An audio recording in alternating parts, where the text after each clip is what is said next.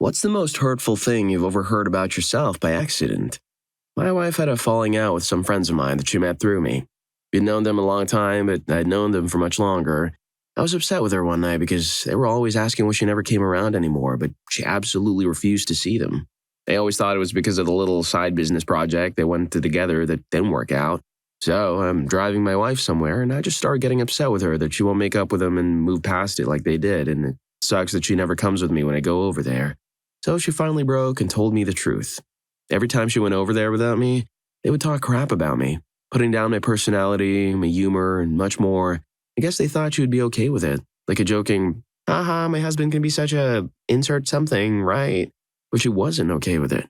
She's not a confrontational person, so she never really spoke up, but she was disgusted by the way they spoke about me behind my back and refused to have anything to do with them. She had been letting me think it was all her fault, and she took it because she knew the truth would hurt my feelings, and it did. My wife was not manipulating me. She's not a manipulative person, and she's certainly not the type to try and control who I do and do not see. I know these people, and I know they're capable of this, even though they're otherwise generally good people with faults. Everyone has faults. It irks me a bit that there are so many cynics out there. Have a good holiday, regardless. The real question is, did they at least have good snacks when she went over? Because if they're going to talk trash, they better provide top-tier treats. Story 2.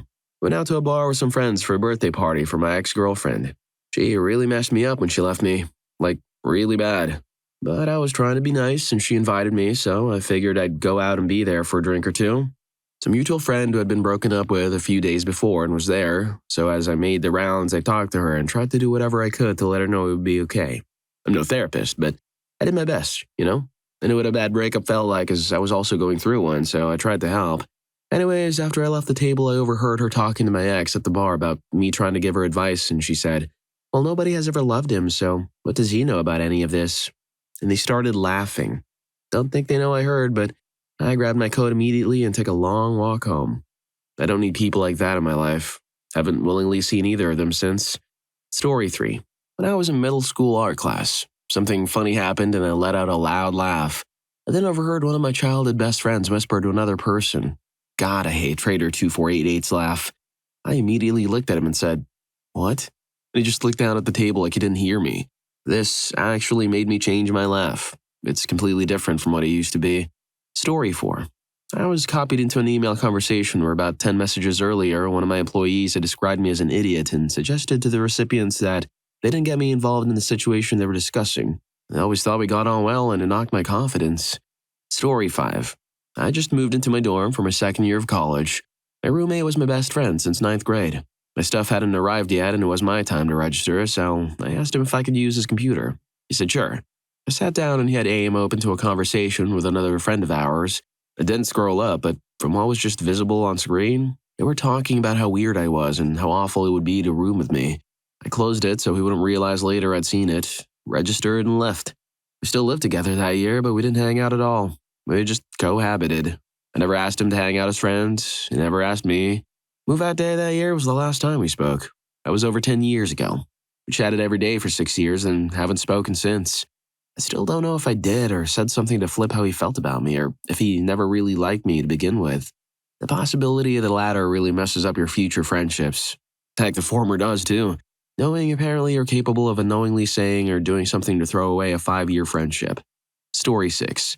Everyone had invited to my first sleepover laughing while reading my diary entries about how my dad had been mistreating me.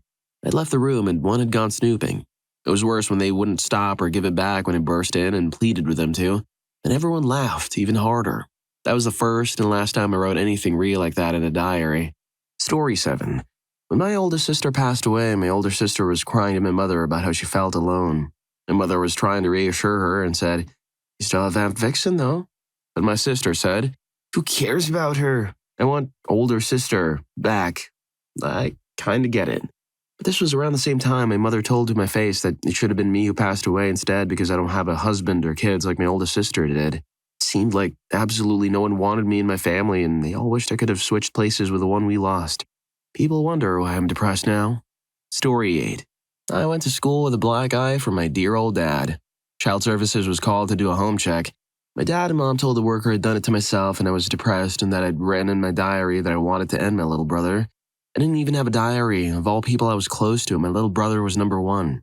He got me a black eye and an involuntary stay in a locked ward. I bailed ASAP. Story 9. I'm 12 years younger than my older sisters, and that was unplanned. At age 7, I overheard my mom crying and saying I was the reason she didn't love my dad anymore, or we were poor, or why she isn't happy and that she didn't want to be a mom anymore. She said she didn't know how to love someone who ruined her entire life. It was Christmas Eve and she was intoxicated, talking to her best friend on the phone. It broke my heart and spirit, and that was only the beginning of my awful childhood. Side note, I'm 29 now and moved out when I was 15 to protect myself. I have no contact with my parents, and I'm fully aware it wasn't my fault I was born, but damn, this memory still messes me up. Story 10. My best friend's story, not mine, but I figured it's worth sharing. We'll call her Carrie. She was born super premature, but she ended up completely fine. Like you would never know unless you saw the pictures of when she was born. Anyways, when she was around age, she was at the top of the stairs, head peeking through the banister, secretly listening to her parents argue downstairs about how her dad was too hard on her brother for his grades. Her mom says, "Well, why aren't you that hard on Carrie? She doesn't get straight A's either." And her dad responds, "Carrie was born premature. She's probably an idiot." Story 11. At my first internship, I overheard one of my supervisors ask the others if I was genuinely mentally handicapped. That hurt. Yes, she 100% meant what she said, but not in a compassionate way. She not only insulted me, but insulted the undergrad program I came from for sending her someone so incompetent. Nothing I did or didn't do justified her behavior. For example, she'd ask my opinion, then laugh in my face when I gave it, or tell me a meeting was in one room when it was in another and snap at me for not being in the right place. That was 10 years ago. Now I have a few degrees and I'm happily employed in the same field at a company that values me. Story 12. My father said he was too busy to come see us on Christmas. I told him my 2-year-old had picked presents out for him. I was also going to announce my second pregnancy. I was at my brother's house. My father called to offer my brother a ride to the airport Christmas morning. The airport is less than 5 minutes from our house. Story 13. Well, not a mean comment. This comment ended me. I have epilepsy, and I overheard my parents and neurologist talking about some of the effects if my seizures continued, which are basically becoming dependent for everything. Short and long-term severe memory loss and my IQ dropping a lot. It really hurt, hearing that in a few years I would have gone from honors classes to special ed. Thankfully, my seizures have stopped, and the only lasting side effect is some memory loss, but man, that sent me spiraling for a long time. Story 14. I saw 2 girls that I roomed with for a short while in college had been publicly posting on Facebook about how weird, annoying, and disrespectful I was. Their reasoning was that I was taking an 8:30 a.m. class and only weirdos do that. That I made a crap ton of noise every morning and disrupted their sleep. It hurt because I tried really hard to not be disruptive. I wouldn't let my alarm go off because I woke up naturally around the time it was scheduled and would just turn it off before I beeped. This was partially out of anxiety. I changed clothes in the bathroom, tiptoed everywhere, and wouldn't even eat or zip my bag in the room because I wanted to be quiet. As far as I knew, neither of them woke up any of those mornings, and they never said anything to me about it. Story 15. I went to school for a year for baking and pastry arts. There was a program-wide competition, and I was one of the only people in our section that wanted to compete. During an exam, I was waiting for some sugar to boil, so I'm standing by the front of the room at a burner. The other chef in charge of the competition comes in to talk to our chef. They're whispering to each other for a few seconds, and then I clearly hear our chef say, "Well, it's not that she's bad." He shoulder checks, sees that I'm staring right at him, and they step out of the room. Looking back at it now, they were probably just surprised I wanted to compete, since I'm definitely not the most outgoing person in the universe, but at the time, I was devastated. Story 16. Not overheard, but actually read in a file about me. My mother passed away suddenly, and I received a file from my father that she was meaning to give to me. It was a psychological profile, along with tests, personality tests, and other things. This wasn't a surprise to me since I'm autistic and have been in therapy as a child. There was a part, however, about my family and their trouble living with me. Especially my brothers and my dad were having problems coping, and learning how my existence pained them was difficult. My parents got divorced basically because of me. My brothers were embarrassed by me. I'm doing better than expected. I was never supposed to be living on my own. There was talk about assisted living or even an institution, but somehow I managed to leave home as soon as I turned 18. I got married, had kids, and even though I struggled a lot, I get by. I even have a good relationship with all my brothers, even though they still have trouble treating me as an adult. It's like always thinking everybody knows you're an idiot, except you, and then finding out it's true. Story 17. My boss mocking me to my entire team. To be fair, I was being a witch, but it wasn't without reason. The product I was working on was not working as intended, so I kept getting farther and farther behind overall. When I brought up my concerns with the production potentially contaminating my product and causing it to behave incorrectly, he told me that the product wasn't the problem. I was because I wasn't working fast enough. I got extremely frustrated because I had zero support for this. Massive pressure and needed to get this done, so with frustration tears running down my face, I snapped something along the lines of, "Okay, fine. I guess this is just how we do business now. I'll push it through." An hour later, I heard him behind the hoods in his most high-pitched, condescending, mocking girl voice to everyone I work closely with. I'm the only female on my team, repeating, "Okay, fine. I guess this is just how we do business now. I'll push it through." While he incorrectly recounted our conversation, making me look really bad. The worst part, though, there really was a problem with production. It was a huge one, and he took credit for discovering it. My team doesn't respect me anymore after that. I'm now just talked down to.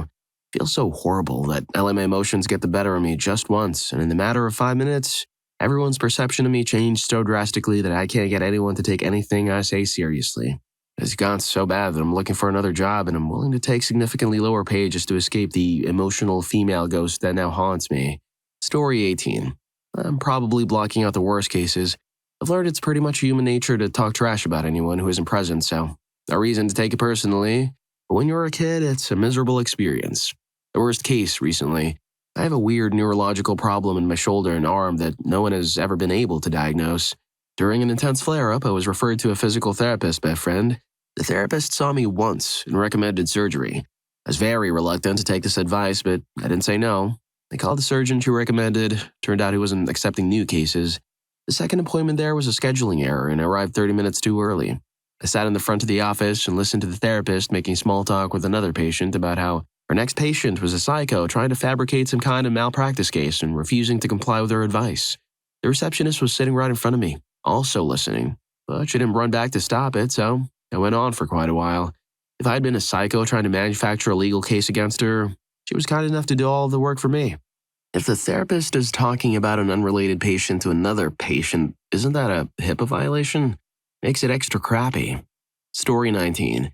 I was in college in the earlier days of Facebook when the feed was a new feature.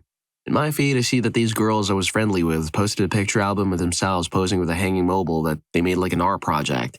In the mobile, hanging there from a coat hanger, are photos of really creepy, skeevy guys, and also pictures of guys at our school that were generally known to be a little weird. I saw a picture of myself hanging from a two and was devastated. These were girls I knew who were friends of mine.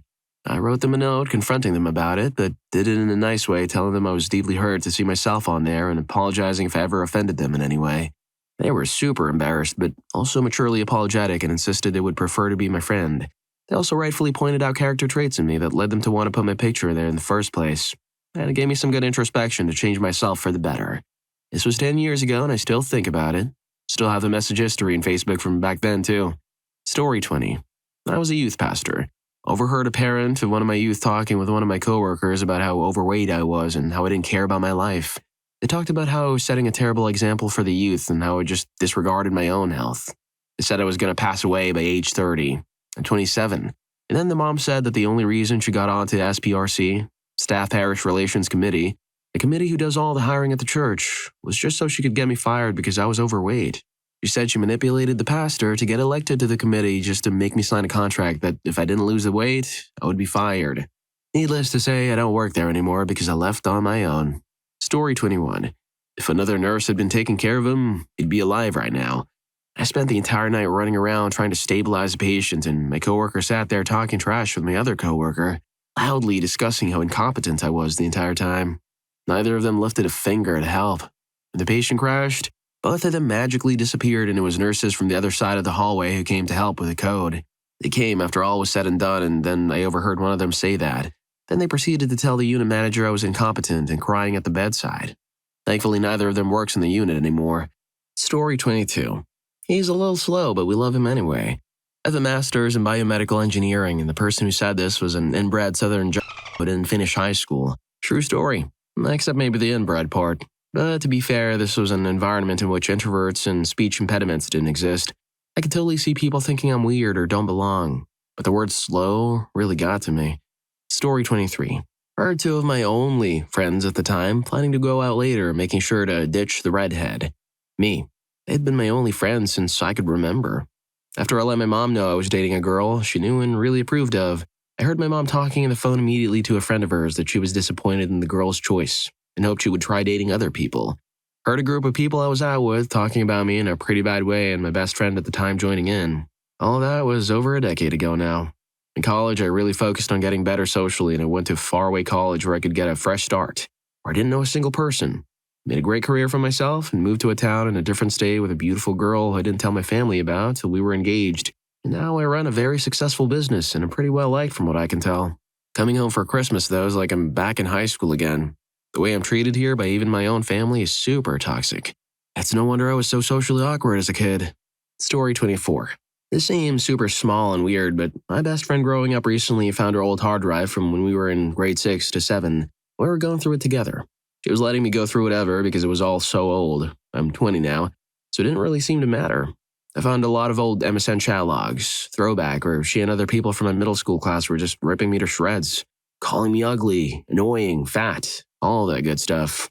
Fun times. Middle school, where "you were ugly" was cutting-edge wit and fat shaming was a legitimate pastime. Good times indeed. Story 25. I've always struggled with social anxiety and finally felt like I was getting a good handle on it. I texted one of these girls where we would be meeting as I was on my way to her apartment. Before I could knock, I hear her saying, "Oh my God, she's so annoying.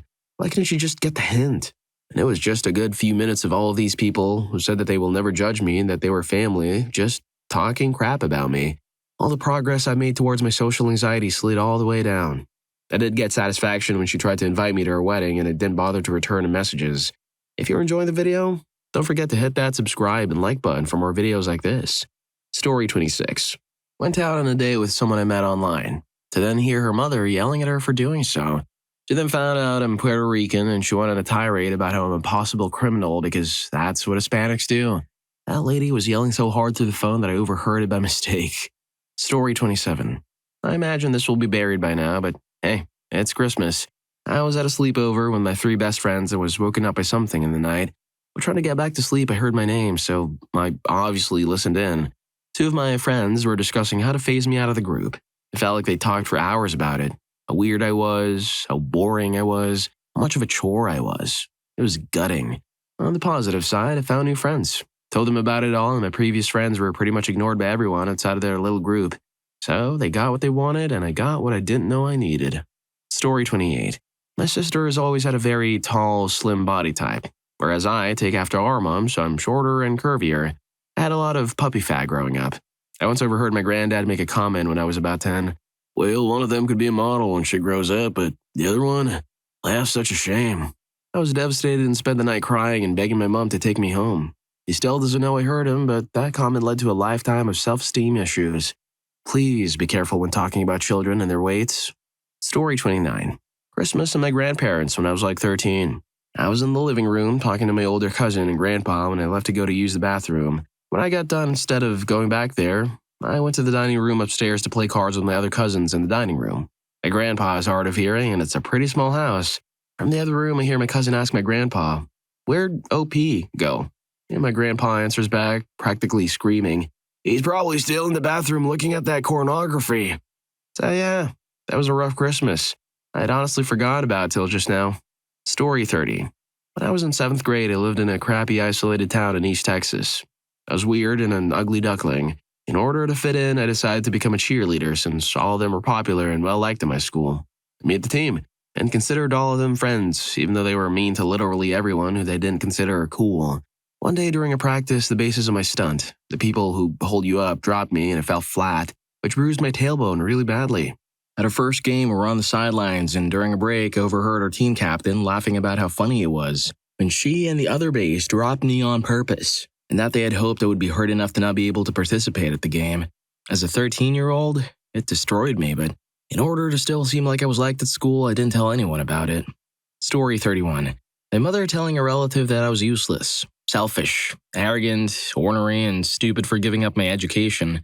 I was 16. I just transferred from a private college prep school 7 miles away so I could go to public school 1 mile away. For both, I walked and took public buses. I was my mom's caregiver, housekeeper, bill payer, shopper, gardener, handyman, security service, and courier service 24/7. I had no social life. And I worked PT. I've been doing this alone for 3 years, though I was the youngest of 7 siblings. I was floored. I felt like I'd been sucker punched. I stood there in my apron and rubber gloves, holding a laundry basket and bawled my eyes out. It wasn't as much the content, which was bad, but the context. She was lying and doing it to ensure that I looked bad enough to everyone that if I reached out for help, none would be forthcoming. Learned a hard life lesson that day. Story 32. My 4th grade teacher was talking to another teacher as I was walking back into class. I really don't know what I'll do with Coffee and Jesus 1986. She's so unmotivated and has no interest in school. She doesn't like other kids or even gets along with other kids. All she wants to do is read books or be left alone. She won't get far in life with that attitude. She convinced my gullible parents later that year to do a CT scan on my brain to find out why I was so different. I only found out as an adult I have a minor learning delay, and I have trouble with colors and shapes and math. Story 33. In high school, I had decided that I wanted to be liked for once.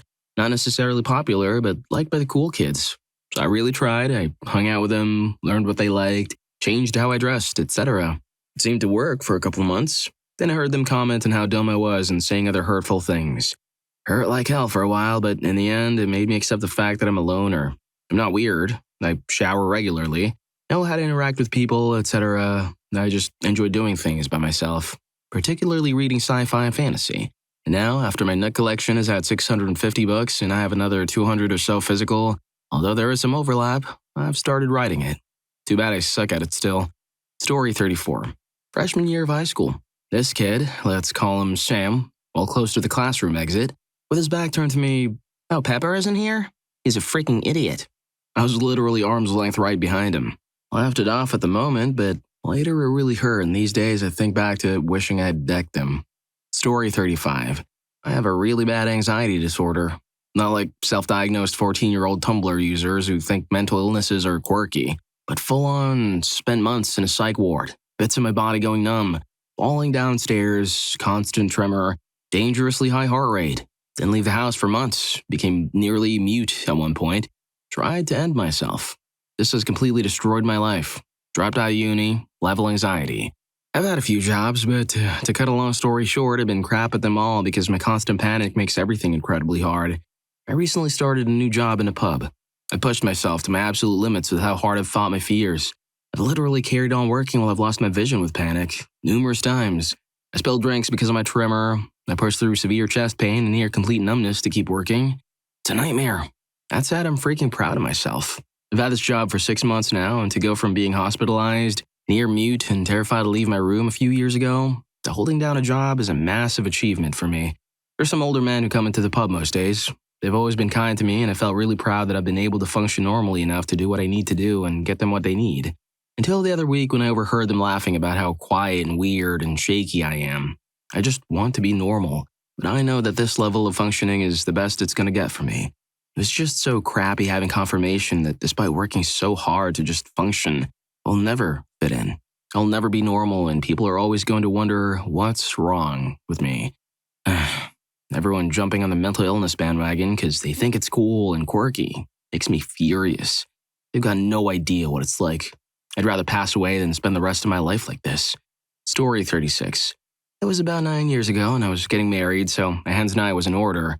I had originally wanted to book a bus and have a wine tour of a nearby vineyard, but my bridesmaid said it wasn't a good idea because not everyone liked wine. Ideas were thrown back and forth, and eventually was settled for a night in the city with laser bowling and karaoke with pizza and drinks. We'd have our own room, and I was so excited to get out of my comfort zone and have a fun night. I invited my small group of friends, some family, and took the opportunity to ask some girls I knew through a bridesmaid but hadn't taken it to the next level. I thought I would like to get to know them better and expand my social group. So I asked them along, and they accepted my invitation. I am very much an introvert, quiet, and can be nervous in social situations around new people, so this was a big step for me. On the night, I was super pumped but worried that everyone was having a good time. These ladies arrived an hour late. Pizza had to start about 20 minutes after we arrived, otherwise we'd lose our bowling time and it would change our booking for karaoke, so we couldn't wait any longer and started to eat and drink. When they arrived, they were mad that we'd started without them. Not thinking much of it, because it was my night, I apologized, then enjoyed drinking and bowling, followed by karaoke. I was having a blast and hoped everyone was, too. After a few beverages, I needed to go to the ladies. As I walk in, I hear those ladies talking at the mirrors, fixing their makeup. Lady 1, "Oh my god, this is the worst hen's night I've ever been to." Lady 2, Yes, what was she thinking? Who thinks bowling and karaoke would be a good time? Lady one. What a loser. She started the party without us, too. Let's get out of this hole and go clubbing. A mutual friend was standing there nodding her head at both ladies. As I walked in, I had stopped to say hello and ask about how they were enjoying themselves, but instead, I heard everything. Their heads turn and their eyes all stare straight into mine. Stand there gaping like a fish. Say nothing. Turn my heels and lock myself in the toilet cubicle to have a cry and meltdown. Not sure how long I was in there, but long enough for people to notice and come find me. Both ladies left without saying a word, never apologizing despite seeing them at mutual friends get-together. Story 37. When I was in 5th grade, one of my friends accidentally invited me to an online chat room called the I Hate Cloud chat room. When someone realized I was in the chat, they unloaded on me, pointing out every flaw I had and why no one in school liked me. The rest of the chat room followed suit and said some pretty awful things to me, including how I should end myself and that no one would miss me. A few of my closest friends even chimed in at this point and agreed with everything being said. I started to self-harm and pretty much went the rest of middle school and high school without friends, unable to trust people or get close to people. To this day, I can pretty much count how many true friends I have in one hand. Kids can be freaking awful. Story 38. I have autism. I was an odd little child that would make up games and rules all the time. I heard my aunt telling my mom she didn't want me over at her house anymore to play with her daughter. I was 7 and my cousin and little sister were 5. My aunt said something like, "It's fine if you want your normal child over, but I don't need Itachi Byakuya 773 giving my child weird ideas." I didn't really understand at the time. Thinking about it now hurts, though. Story 39. How about on purpose? The day after my mom's funeral, my stepfather looks at me and says, "I guess we don't need you around here anymore. You might as well go out." He said it ever so casually and walked away.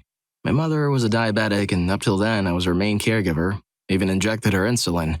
I just turned 19 when she passed away, and my stepfather's statement didn't surprise me as we never saw eye to eye, so I got my crap together and got out and didn't look back.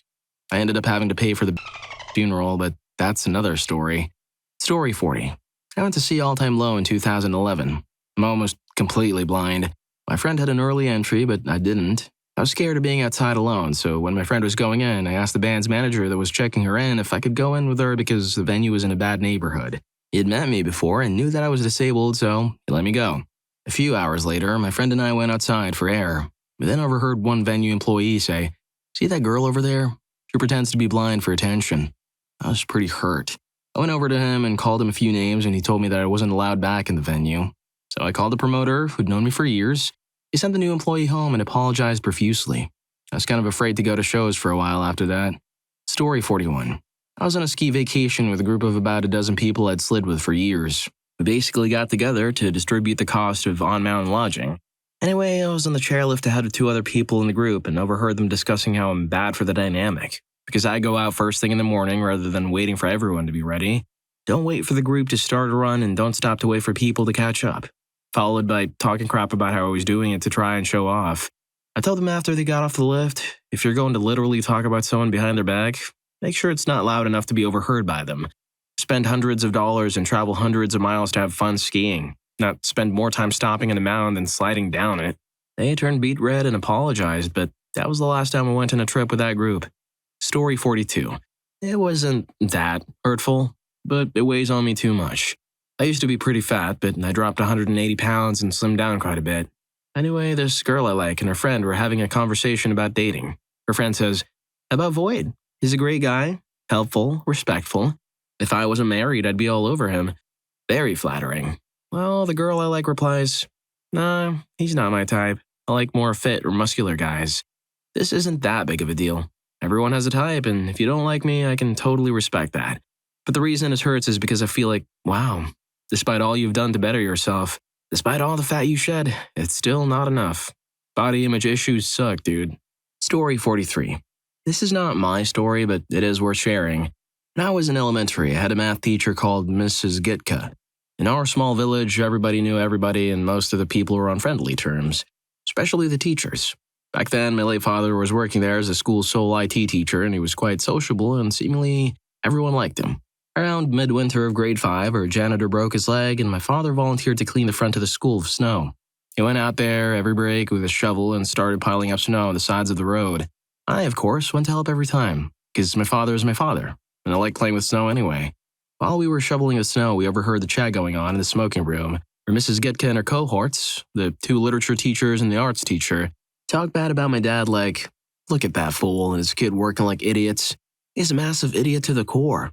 And no wonder nobody likes him here. My father heard all of it, and I remember seeing him being on the verge of tears. He was always trying his best and helping others, so this probably broke his heart. I wanted him to feel better, so all my 5th grader brain could think was saying, at least you have us, Dad, and hug him. After that, my father started to avoid other teachers and focus more on his hobbies. Probably because of that talk we both overheard. Story 44.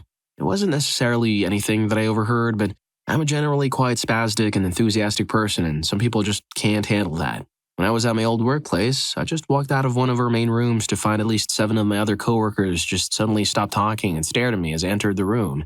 They obviously were talking crap. Story 5. I was babysitting for my 2 best friends, and after they left, I noticed a happy anniversary card was sitting open on the end table. I picked it up and read it, which, even though it was open and sitting propped up, I shouldn't have. And my best friend talks about how lucky he is that he has her as a wife and that he isn't as depressed and pitiful as I am all the time. I mean, he's right. I don't like being me either, but it hurts to realize people look at you as something they'll be glad not to be. Story 46. Oh boy. My now ex-girlfriend and I went on a break way back in 2012. A day later, I opened Facebook on my laptop, which I don't use very often, to find she was still logged in, and unfortunately, the private messages page was open, where she had been talking to the guy she'd been cheating on me with for about a month prior to our break about how his thing was much bigger than mine and that she was very starved because I couldn't satisfy her. Even now, that hurts to put down in text, but hey, at least I finally have an applicable Ask Reddit story. Happy holidays, folks. Story 47. My mom was severely depressed when I was younger, and toward the end of middle school, she was in and out of long-term inpatient facilities. My family was always super vague about it. I suppose out of the desire to protect me. Later, I learned she was highly depressed. But I was young, confused, and probably pretty scared, so I talked about it a lot with my friends.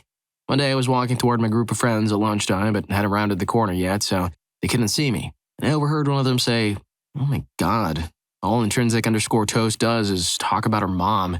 I'm so tired of it." I decided right there that I would stop talking about not just my mom, but any of my problems. I didn't want to be a burden to my friends, so I just held everything in. But it made me a very angry teenager. I let everything build up until I finally snapped at someone over something stupid. I was like this until senior year of high school. One of my friends finally got mad enough at me to write a really hurtful letter about how terrible it was to always have to walk on eggshells around me. I'm forever grateful to her for that. I went to therapy after that to help learn better coping mechanisms. I still have lingering issues with unburdening myself, but I do finally feel safe talking about my problems. I missed out on some really formative years as far as learning how to share them, though. So I still have a propensity to get hurt or angry if whoever I'm sharing with has negative reactions to what I'm sharing. And I can be a very defensive person, which is definitely not my favorite trait about myself. But all in all, I'm a much more easygoing person that's able to easily let a lot of stuff roll off my back, which is one of my favorite things. Oh, it all balances out, I guess. That was nearly 20 years ago. Crazy how one sentence can affect someone so much. P.S. My mom did make it through. Story 48. A guy I went to college with called me up randomly one night and went to my voicemail. He must have been standing there with a friend because after he left the actual message and forgot to press end, a muddled conversation continued. He said to his friend, "Yeah, she's a pretty girl, but she's a spoiled brat, so she'll never get a job. She'll just marry a rich man and let him take care of her." It hurts to think that's what people thought of me. A stereotypical blonde, spoiled brat looking for a Mrs. degree. But I knew he was wrong, and it fueled my fire. I'm 33 now and I have a BS, a doctorate, a career that I love. I also make 6 figures. Also worth noting that I've never been married, I'm completely independent, and I live alone in a home that I own. Screw that guy. Story 49. I heard my parents talking about how I would need to get a job when I came back, implying that I would fail out of cadet basic training at West Point. I still think about how horrible that made me feel, that they didn't think I would be able to do it. But it really lit a fire inside of me and I made it through. Then went on and did that whole 4 years there in pure spite. Never underestimate the power of spite, kids. Well, if you like these stories, here's more. YouTube thinks you're gonna love this. Catch you in that video.